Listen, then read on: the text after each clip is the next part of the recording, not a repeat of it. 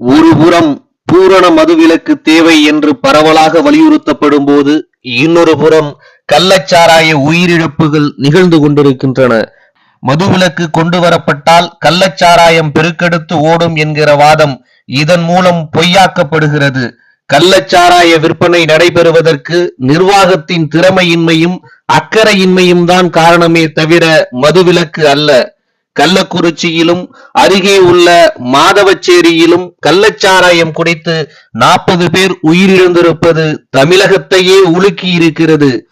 கள்ளக்குறிச்சி, சேலம், புதுச்சேரி மருத்துவமனைகளில் 100க்கும் மேற்பட்டோர் சிகிச்சை பெற்று வருகின்றனர். இவர்களில் பலரின் நிலை கவலைக்கிடமாக உள்ளதால் உயிரிழப்பு எண்ணிக்கை மேலும் உயரக்கூடும். தமிழக அரசு உடனடியாக பல நடவடிக்கைகளை மேற்கொண்டிருக்கிறது. கள்ளச்சாராய வியாபாரிகளான ஒரு பெண் உள்பட 3 பேர் கைது செய்யப்பட்டுள்ளனர். உயிரிழப்பு சம்பவத்துக்கு கள்ளச்சாராயம் காரணம் அல்ல என்று கூறிய மாவட்ட ஆட்சியர் ஸ்ரவன்குமார் ஜடாவத் பணியிட மாற்றம் செய்யப்பட்டுள்ளார்.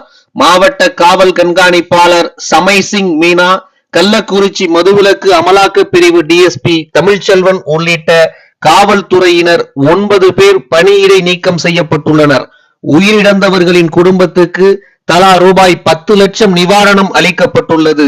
ஓய்வு பெற்ற உயர்நீதிமன்ற நீதிபதி பி கோகுல்தாஸ் தலைமையில் ஒரு நபர் விசாரணை ஆணையம் அமைக்கப்படும் எனவும் முதல்வர் மு.க. ஸ்டாலின் அறிவித்துள்ளார்.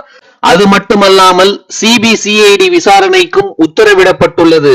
கைது செய்யப்பட்டவர்களிடம் இருந்து 200 லிட்டர் கள்ளச்சாராயம் கைப்பற்றப்பட்டு தடய அறிவியல் ஆய்வு கூடத்தில் சோதனை செய்யப்பட்டதில் சாராயத்தில் மெத்தனால் கலந்துள்ளது தெரிய வந்துள்ளது. தொழிற்சாலை பயன்பாட்டுக்கான மெத்தனால் மிக எளிதாக அனைவருக்கும் கிடைக்கிறது. மலிவு விலையில் கிடைப்பதால் அதில் தண்ணீர் கலந்து சட்டவிரோதமாக விற்பனை செய்கின்றனர். மெத்தனால் கலந்த சாராயம் என்பது கல்லீரல், சிறுநீரகம் போன்றவற்றை உடனடியாக பாதிக்கிறது. ஒருவேளை இதிலிருந்து மீண்டாலும் பலருக்கு பார்வை பறிபோய் விடுகிறது. இதுபோன்று பாதிக்கப்படுபவர்கள் அனைவரும் ஏழைகள் என்பதால் அவர்களது குடும்பங்கள் நிர்கதியாகி விடுகின்றன. இந்தியாவில் குஜராத், பீகார், ஒரு சில வடகிழக்கு மாநிலங்களில் மட்டும்தான் பூரண மதுவிலக்கு அமலில் இருக்கிறது. மதுவிலக்கு அமலில் இருக்கும் அந்த மாநிலங்களில் கள்ளச்சாராயம் விற்பனையாகிறது என்பதும் அவ்வப்போது கள்ளச்சாராயம் காரணமாக உயிரிழப்புகள் ஏற்படுகின்றன என்பதும் உண்மை. மாநில அரசுகள் கள்ளச்சாராயத்துக்கு எதிராக நடவடிக்கைகள் எடுப்பதாக கூறினாலும் கள்ளச்சாராயம் குடித்து உயிரிழக்கும் சம்பவங்கள் தொடர்ந்து கொண்டுதான் இருக்கின்றன. தமிழகத்திலும் கூட விழுப்புரம் மாவட்டம் எக்கியார் குப்பத்தில் கடந்த 2023 மே 13ஆம் தேதி கள்ளச்சாராயம் குடித்ததில் ஒரு பெண் உள்பட 22 பேர் உயிரிழந்தனர். இது போன்ற சம்பவங்கள் நடக்கும்போது தற்காலிகமாக சில நடவடிக்கைகள் மேற்கொள்ளப்படுகின்றன. அதற்கு பிறகு கால ஓட்டத்தில் மறக்கப்படுகிறது. இந்த சூழலில் உயிரிழந்தவர்களின் குடும்பத்தினருக்கு ரூபாய் 25 லட்சம் நிவாரணமாக வழங்க வேண்டும் என்று சில அரசியல் கட்சிகள் கோரிக்கை விடுப்பது பொறுப்பின்மையின் உச்சம்.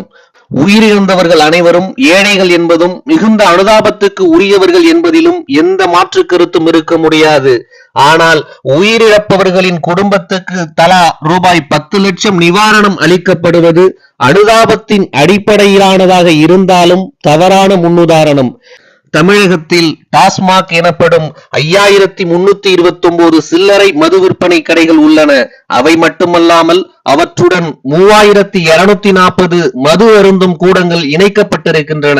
அப்படி இருந்தும் கள்ளச்சாராயம் விற்பனையாவதும் பலர் அதை வாங்கி அருந்துவதும் ஏன் என்கிற கேள்வி எழுகிறது.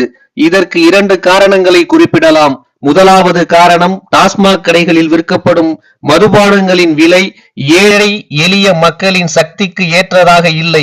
போதைக்கு அடிமையாகிவிட்ட காரணத்தால் அவர்கள் மலிவான கள்ளச்சாராயத்தை நாடுகின்றனர். இரண்டாவதாக, தனியார் வசம் ஏலத்தின் மூலம் மதுபான கடைகள் இருந்தபோது காவல்துறையினருக்கு கடை உரிமையாளர்கள் மாமூல் வழங்கி அவர்களது பகுதியில் சாராயம் விற்காமல் பார்த்து கொண்டனர்.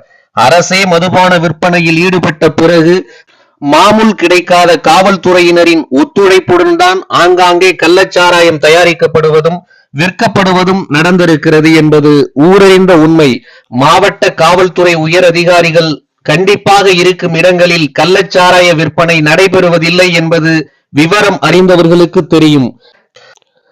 கள்ளச்சாராய உயிரிழப்புகளுக்கு அரசு அதிகாரிகள், காவல்துறையினரில் யார் பொறுப்பாளிகள் என்பது கண்டறியப்பட்டு அவர்கள் மீது கடும் நடவடிக்கை எடுக்கப்பட வேண்டும்.